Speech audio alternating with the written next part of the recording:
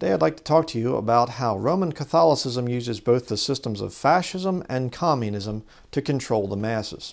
A lot of people think that these two systems are contrary the one to the other, and they on paper seem to be, but if you actually look at it, you realize that it's actually controlled by the same system. And I will be proving that today. If you're familiar with this symbol right here, the symbol of the cross, which the Catholics are very much into doing, and you have to remember that Jesus Christ was not crucified on a Christian cross. He was crucified by pagan Romans on a pagan cross. Okay? That's very important. Now, there are Christians out there that will have a cross in their home, or they'll make a little wooden cross or whatever else. I've been contacted many times by people saying, should I have a cross in my home? Well, if you're having it as some kind of a satanic symbol or something, well then no. But if it's just there as a reminder what Jesus died, that Jesus died on the cross, and that you're, as his disciple, you're to take up your cross daily and follow him. You're to crucify your flesh. Okay, fine. If it's not an idol, then okay, not a problem. But the Roman Catholic Church is not some kind of another denomination that's out there, another kind of church. They are a world government power. The Roman Empire, the two legs of iron in the book of Daniel, they never went away. Gold became silver, silver became brass, iron, brass became iron, and then after that, iron became iron and miry clay. It didn't go away like the other kingdoms did. We are not waiting for the fifth kingdom, in Daniel, the book of Daniel, the five kingdoms that are prophesied, that Nebuchadnezzar has the dream and then Daniel interprets the dream. You can study that. We're not waiting for the fifth kingdom. We are in the fifth kingdom. There's no break there. It doesn't say, well, the Roman Empire crumbles and just dissolves and then thousands of years go by and the fifth kingdom shows up. No, the fifth kingdom, we're in it. Okay? Don't let prophecy teachers mess you up on that there's going to be a fifth kingdom someday. Oh, no, it's here right now. It has been since basically the 4th century or so, when Roman Catholicism merged and became, when the Roman Empire became the two separate parts of the kingdom and then became the Catholic Church. But they have been using this system for centuries. Okay, very important to understand this. And again, if you study anything about Catholicism, they teach that they have spiritual and temporal power, symbolized by two swords. Okay, they also have two keys, which they get into the thing of the keys of death and hell and heaven and hell and whatever else. But they're into this thing of, they believe that they have, the Pope in Rome believes he has power over all religion and also over all governments, spiritual and temporal. All right, now I'm going to show you how the whole system breaks down as we continue here.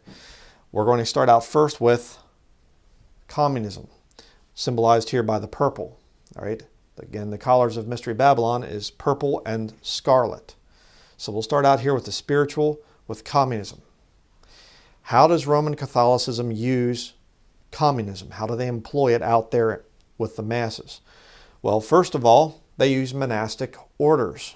All right, you're a Catholic, you're a faithful Catholic, and you want to serve the church. What do?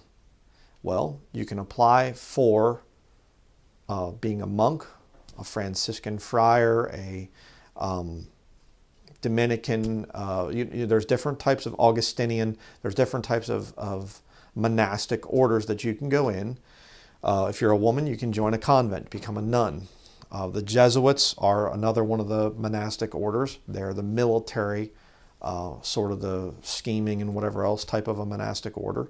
Early on, though, they would fall under this whole thing. There are people that are Jesuit trained, and they get out there and they have basically a secular life. They're not living at some kind of a monastery or whatever else and whatever. But when you first go into this monastic orders, you have to do certain things. You say, like what? Take certain vows. Vows of chastity. You don't go out and fornicate and whatever else. Vow of poverty. You give up whatever money you have to enter into that order. Vow of obedience. You will do what your superiors tell you to do. Those are the main ones. And that's what they do. Well, what is that? It's communal living. Communism. Think about it. You have some guy that was raised in a trailer park and he doesn't have 2 nickels to rub together. And you have some guy that was raised in, some Wall Street banker was his father and he's got all kinds of money and everything else. They both want to join a monastic order. Guess what? They're coming in at the same level. They are. They're going to have to give up their money. They're going to have to give up their, ambitions and whatever else. And they will have to submit to their rules and the authority of it.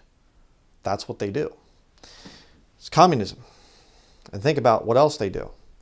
They all wear the same uniform. They all live together. They all eat together. They all make the same pay.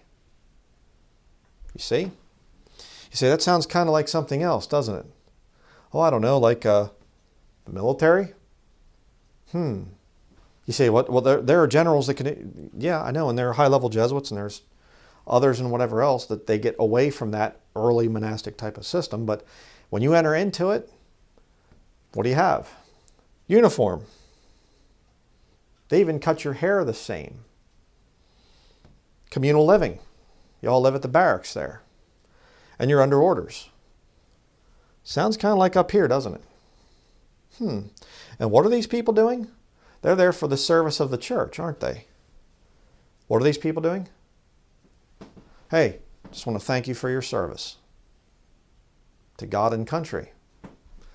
Who is their God? God and country. You know what I mean? Spiritual, temporal. I mean, I'm joining the military to serve God and country. Okay, what are you going to do? Pass out gospel tracts? Go out and preach the gospel? Going to print Bibles and give them out? No. How are you serving God when you join the military? We're going to go fight police actions in foreign countries and beat down communism. We're going to beat communism by practicing communism. Okay. Yeah. Think, I mean, knock a few times, and if nobody answers up there, you might want to,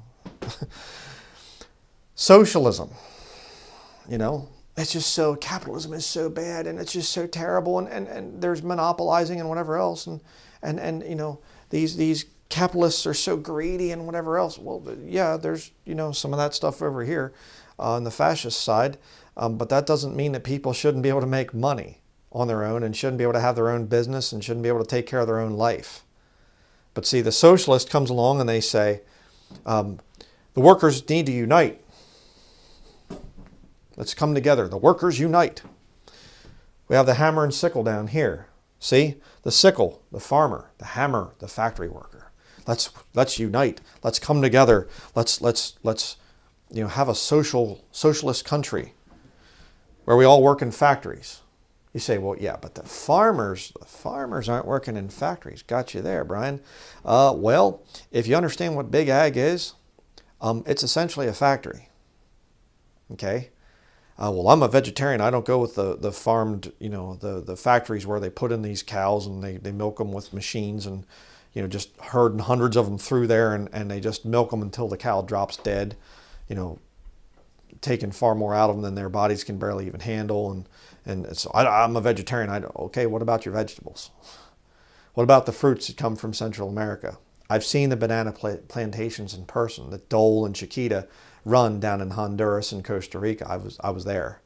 I've seen how it's an oligarchy down there and they pay the people just barely any money. I've seen it. I've seen the pineapples and the bananas and the big plantations and things. Yeah, don't tell me it's not a factory. A factory doesn't have to have 4 walls, okay? It can have 4 borders of a field too, if I can say it that way. Factory workers, you're out there, sitting at the sewing machine making the communist Chinese, again, communist, see, China. Who do you think set that up? I won't tell you. You just have to figure it out on your own, But they're in there in the factories. They got the women working at the sewing machines, just sewing shirts for the capitalists over here and the fascists. And, we're going to make the little toys that we can sell at Walmart and whatever else. Well, I can see that that's communism. But not the fields. Oh, you mean the people that are out there bent over in the hot sun and they're working in the fields, working in the heat, getting things for the global market? Yeah. How about universal basic income? There are people that are calling for that right now. Hey, we can't work anymore because of the baloney virus, and it's kind of killed, but not really killed, but sort of killed a lot of people. So we have to shut down the economy, and people couldn't pay their rent and they couldn't pay their mortgages. So we need to have universal basic income. We shouldn't have to pay for our housing anymore. That's bad. We shouldn't have to pay rent or mortgage. That's a terrible thing. Common housing? Oh, it's brand new. This pandemic has caused some new things. No, it hasn't. No, it hasn't. They're just trying to bring in communism through socialism. Why would you be against these things? There's people that are hurting. There's a lot of people died. There's people that might be out on the streets unless we do something to step in and make it that they don't have to work anymore. Social justice. We need social justice. This is wrong. This fascist system over here with the capitalism and everything else, they've come in and they charge too much for rent. And they charge, the housing prices are inflated, and there's all this money out there and debt and everything else. And we need to get rid of that and just make everybody live the same. You see how it works? So there's this system.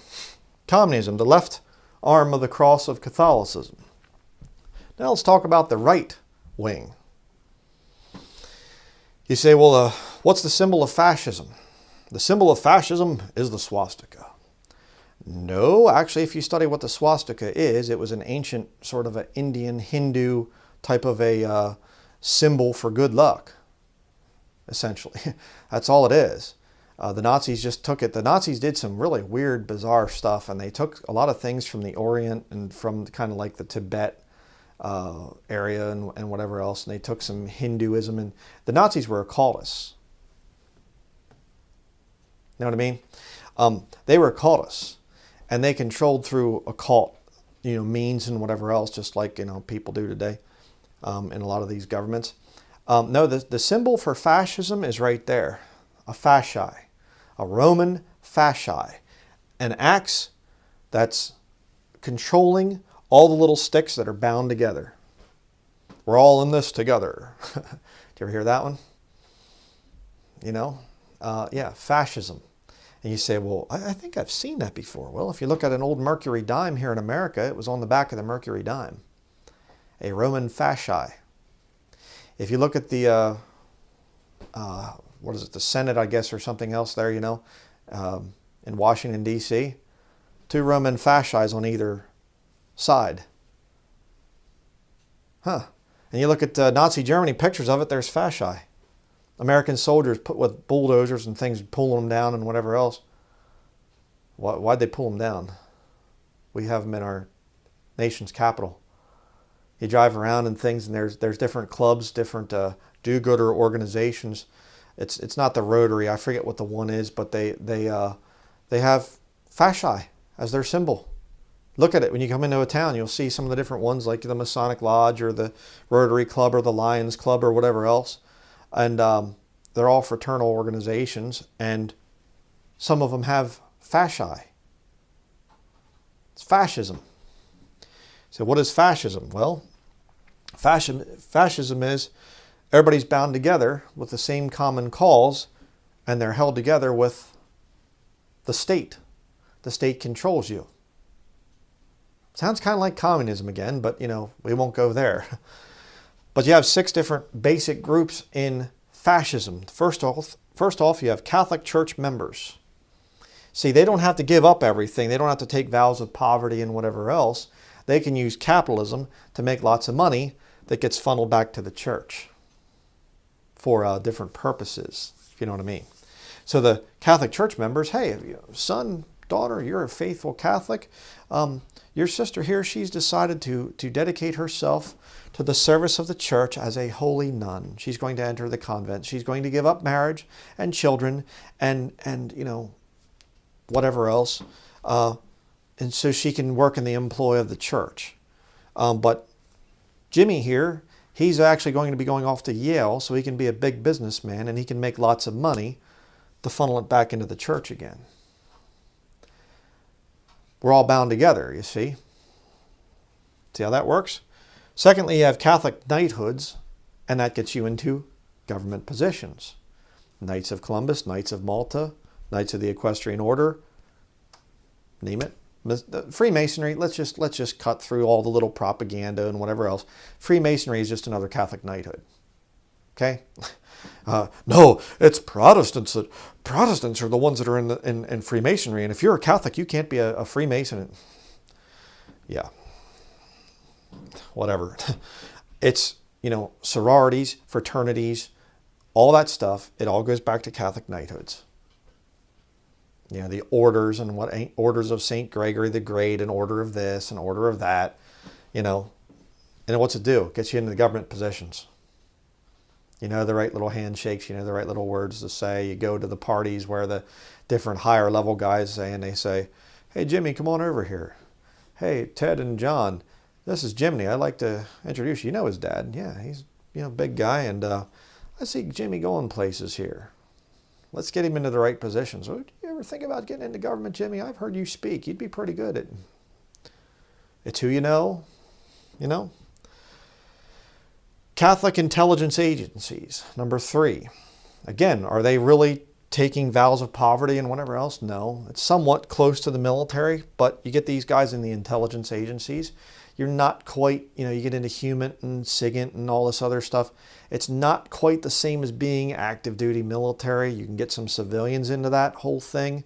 There's money, there's financial incentives. It's not that you're taking a vow of poverty or living monastically in a communal setup.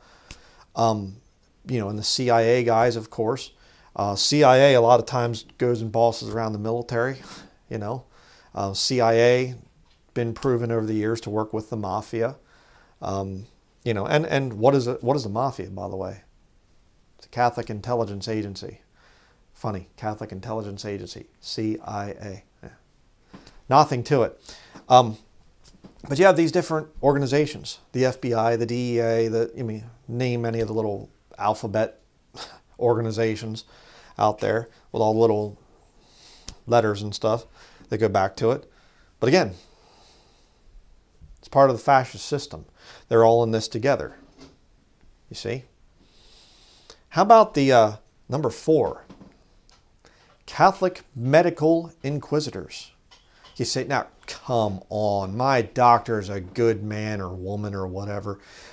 My doctor's good. They've helped me. They've gotten me, made me better different times. Really? How do they do that? Well, you go into their office and, oh, Mr. Smith, come in. It's your time to see the doctor. They come in and you sit down and the nurse says,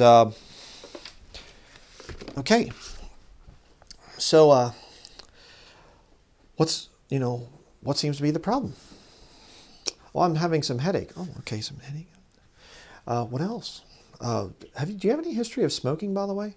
Well, yeah, I did a little bit. Okay. What's she doing? Is she making inquisitions? Is she inquisitive? Asking you questions? Hey, doctor, yeah, I fornicate like a fiend and I drink like a sailor and drink like a fish or something, cuss like a sailor. I do all these different things and I've gotten into fights and whatever else, and I'm actually in here right now with this knife wound in my side because I got in, bad fight and I had to kill some guy last night, whatever else. What's the medical doctor going to do? After hearing your confession, is he going to call the police on you? Yes. Hey, doctor, I just don't know if I can take life anymore. I think I'm just going to blow my brains out, doctor. What's the doctor going to do? He's going to turn you into the authorities. Hey, doctor, I don't believe in vaccinating my children. I'm not about to vaccinate. That's not going to happen. Between you and me, doctor, I'm raising my children without medical, what's he going to do? Going to turn you in. Don't tell me that doctors and nurses are not part of an inquisition. They are. Did you ever hear of the Order of the Hospitallers? Roman Catholic Order? That's where the hospital concept came from? Huh. Do you know what the original word doctor means? It means a church father. Look it up. Well, that's just a PhD. That's it. Keep telling yourself that. Catholic medical inquisitors. We have a heretic here. You have some very dangerous beliefs there, Mr. Denlinger. I think that you should go to one of our psychiatrists. I think that you have some, what do they call it, personality problems or you're bipolar. I was thinking polar something, but you're bipolar. You have some sort of a problem here, Mr. Denlinger, and I think that I think you actually need some medication. Because you see, heretic, instead of taking you down to the basement of the Catholic Church into the dungeon to torture you, no, actually we'll just torture you with our bottle of pills. And if we can't change your mind there, well, we might have to just up the prescription. We'll try a few other pills to try and straighten you out mentally. And if that doesn't work, we'll just keep on doing it until you die. See, no. Now, come on. I think you're taking this a little too far. Am I? Am I? Personally knew of a man who went to a Methodist church and he died because of complications of medication, not coronavirus, it was years ago. You know how many prescription drugs he was on? 75. 75 prescription drugs, most of which were to counteract the known effects of other drugs. And eventually died. Nice man, I met him. Falling apart. Why? Because he was going to the Catholic medical inquisitors. You say, but okay, if what you're saying is true, there's doctors that are good people. They would come out, they would tell the truth. They can't. You know why? They're bound together under the authority. Hey, are you kidding me, man? If I come out and tell the truth about the vaccines, if I come out and tell the truth about big pharma and whatever else, you know what's going to happen to me? I'm going to get the axe. Isn't that something? My career will get the axe. I will get the axe. Why? Because they're bound together. Fascism. How about Catholic propagandists? Hollywood, news media. We're going to tell you what the news is.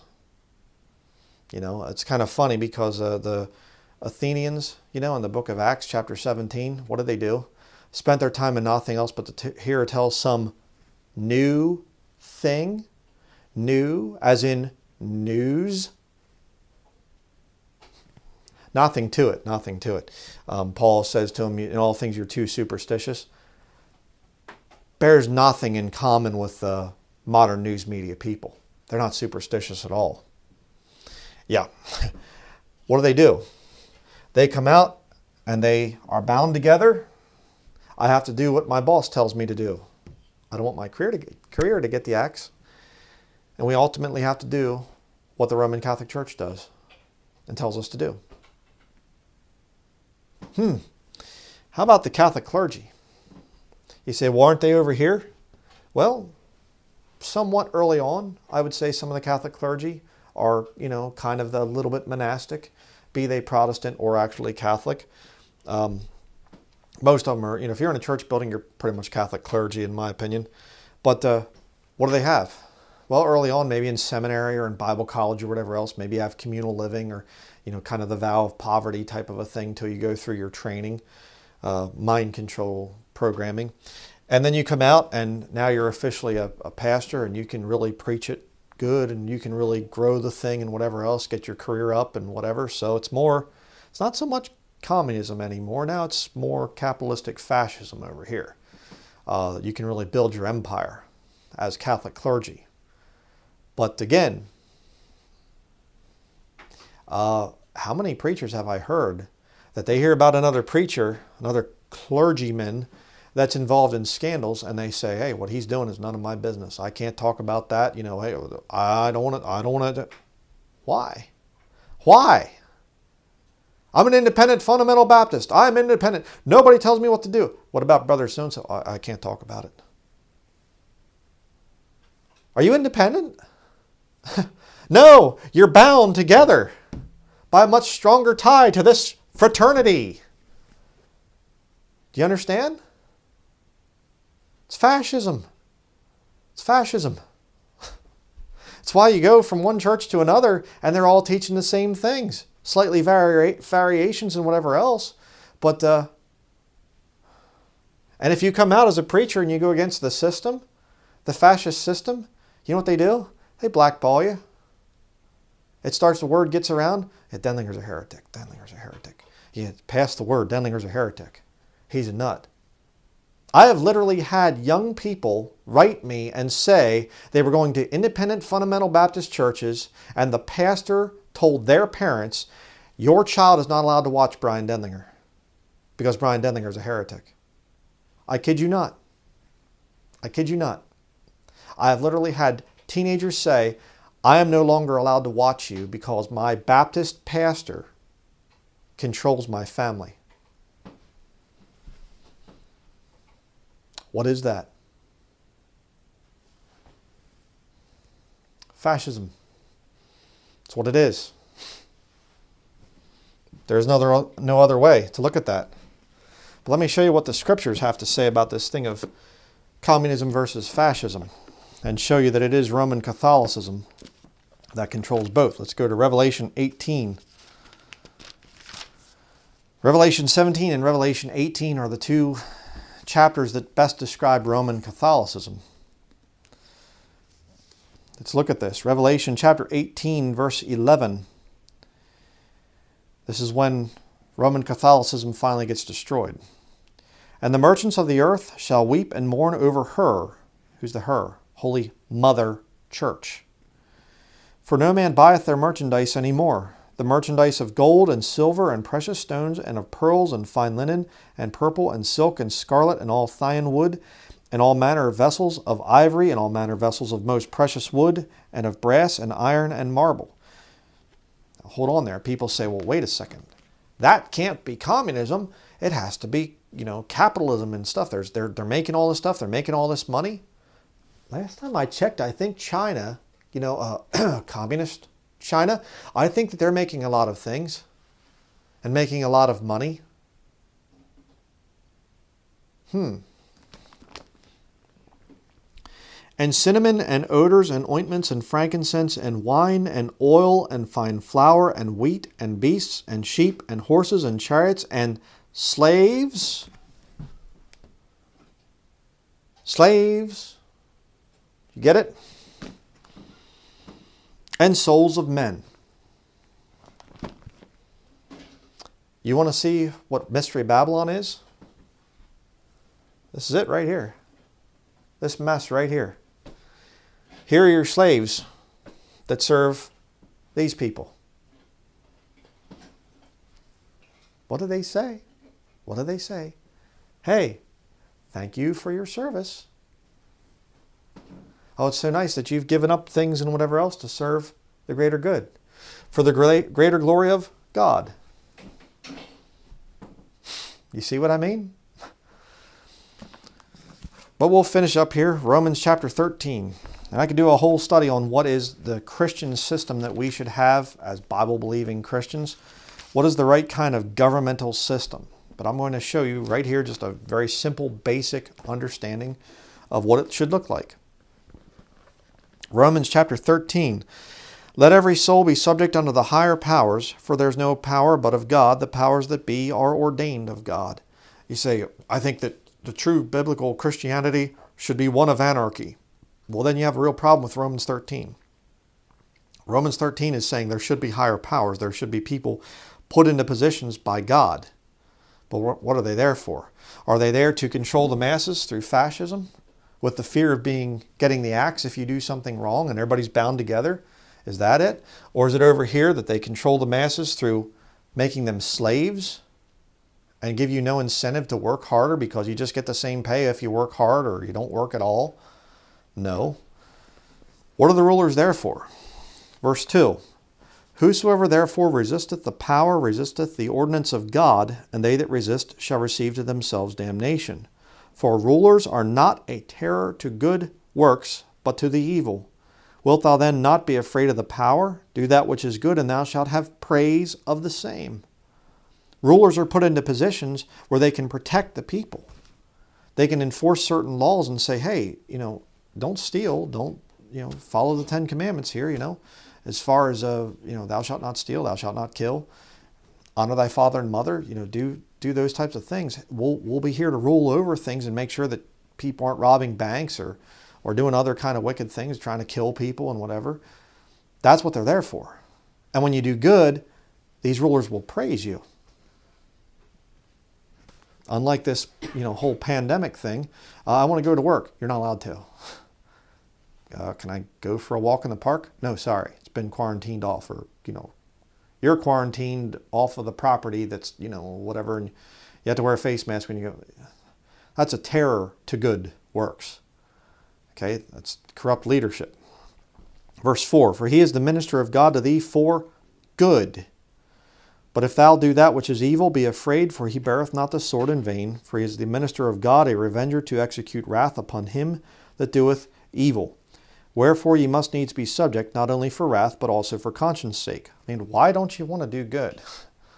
You get these Christians, I think anarchy is the way. Really? Why are you afraid of a governmental power, a governmental authority over you, trying to maintain law and order? We shouldn't have law and order. We shouldn't have police, or we shouldn't have this or that. It's kind of weird. Why? Do you want to rob banks and kill people? That's a problem. Well, we can just trust everybody. Everybody will do right. No. There needs to be governmental power there that they can enforce laws. But that doesn't mean that they control you through fascism or through socialism over here. They don't micromanage every little thing that you do. That's the issue here. All right? You get a bunch of Christians together and you say, okay, we're going to plunk these Christians on this land over here or something. Somebody needs to be in charge there. Somebody needs to kind of run things and say, hey, okay, I have kind of the leadership qualities here or whatever else. Lord put me in a position of authority that I can watch over everybody and see and kind of settle disputes and whatever else, kind of like King David in the Old Testament. That's fine. That's the way it can be. But let's continue. Verse 6, for this cause pay ye tribute also, for they are God's ministers attending continually upon this very thing. Render therefore to all their dues, tribute to whom tribute is due, custom to whom custom, fear to whom fear, honor to whom honor. You get an older man and you say, hey, this guy here, he knows the Bible very well. You preach the Word of God to us. You teach the younger men. That's there in Scripture. Hey, this guy over here, he's really good with business type of things and whatever else, and he could be the one that kind of keeps our little nation together here. And, I just, all I want to do is just go out and cut firewood. All right? Can you take care of the other stuff, Mr. So-and-so, brother so-and-so? Yeah, I'll take care of it. I'll take care of the business end of things, and I'll look and see how much cloth do we need for the ladies to make the dresses and the other clothes, and how much food do we need for this, or how much that do we need, or how much of this. Or you get a guy that's set up to take care of that situation. And I'm going very small here, in terms of talking about this. With a nation, of course, it would be a much bigger job. Pay tribute to them. They're doing a work there. They're not controlling through fascism.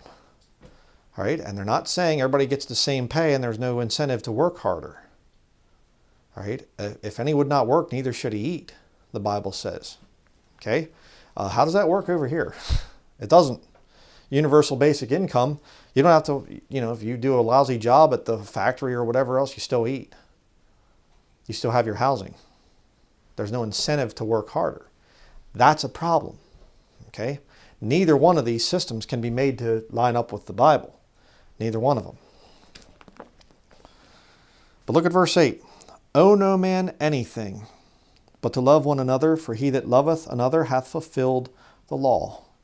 A true Bible-believing Christian system would be debt-free. Not usury and things that the Bible condemns. And you go through the Old Testament, the Lord is saying, hey, go on in there and conquer those people, and then that land is now your inheritance. And the Lord made sure that they kept that inheritance. That there's always something there. There's always some physical assets there. The Lord didn't want people to ever get into debt, because debt means control. You see? That's why this system over here likes debt. They like to get people into debt, the fascist system. So that then, hey, I just got out of medical school. I have this big bill that I need to pay from my college. And I can make good money as a doctor, but or a dentist or whatever. But I can't step out of line because, I'm bound to this fraternity here. And then you go down through any of them there. This one over here, do they like debt? Oh, you better believe it. The food on your plate now belongs to the state. There you go. Everything that you have, my clothes on my back, the food in my stomach, the bed that I lay on at night, the roof that's over me, and whatever else, it's all owned by somebody else. I'm subservient. See? Owe no man anything. Doesn't work here. Owe no man anything. Doesn't work here. You see how it works? Bible-believing Christianity is sort of I hate to even put any kind of economic titles on it, free market, free trade, or because everything just gets perverted by the devil, and just moves it into this or moves it into that, and capitalism and crony capitalism and whatever. The Bible system is you should be able to have a small government presence above you where they're not dictating everything that you do with your life, and you can work hard, and the money that you make is based on the labor that you put in. That's what's supposed to be there. And you shouldn't have debt in that system, because when you have debt, some rich banker comes in and says, I'm going to take your farm from you because now you didn't pay me off in time or whatever else. I lent you money and you didn't pay me back, so I'm going to take what you have. That's not there in the Old Testament. It's not anywhere at all in the Old Testament. Debt is a major problem. Like I said, that's really kind of the glue that holds this whole system together here. Debt. These people here are all indebted to the system that they're part of, all indebted to the system of control that's above them. That's why they're bound together like sticks. These people here, they're in debt through communism, the communal system that they're in. And they're all in debt, they're all enslaved to Roman Catholicism. I mean, when you get right down to it, I don't care how powerful you think you are. If you're part of Roman Catholicism, you're a slave. You're the servant of sin. That's why Jesus said, trying to think of the verse. Let me actually go to it. I don't have this in my notes, so I just want to make, my brain is kind of all off on a lot of other things.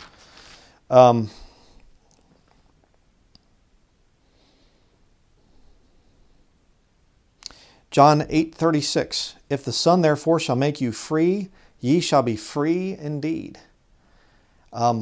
It's funny because one of the neatest things that you can achieve in this life is to be debt-free.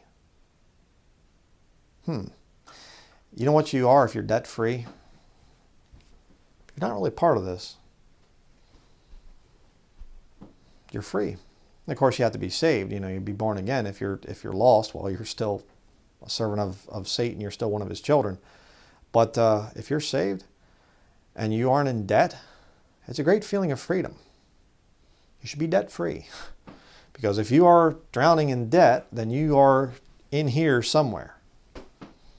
Rather interesting. So that's basically going to cover it. I could talk for a lot longer on this subject. Studied it for many years. I have plenty of Catholic books and Catholic resources where they talk about their spiritual and their temporal power. You can look at the history of the Jesuits and see how they were involved in bringing in communism, which is their system, but then they also foment fascism, which is also their thing that they use. The Catholics, Hitler bragged about how that the SS in Germany was basically patterned after the Jesuit order. Fascism, but yet communism. Don't be deceived by this. Don't be deceived of, you get the election type of thing and they say, what do you want, a fascist or a communist? What's the lesser of two evils? I have to pick one. No, you don't. The lesser of two evils is still an evil. You don't have to pick one. You just say, no, Bible-believing Christian, sorry, I reject both. I'm not a communist, socialist, I'm not a fascist. I'm not into the corrupt, capitalistic, fascist, corporate capitalism, monopolies in business and whatever else. I'm not into that. Okay? That's the way you look at it. You say, I just want kind of not much government interference. I don't want to be in debt so people can't, control me. I owe no man anything. That's kind of where I want to go with this whole thing. So, this nation, right now, today is the 9th of January. Probably by the time I get this study out, the whole inauguration bomb is going to be blown up and whatever they're going to do. I don't know yet.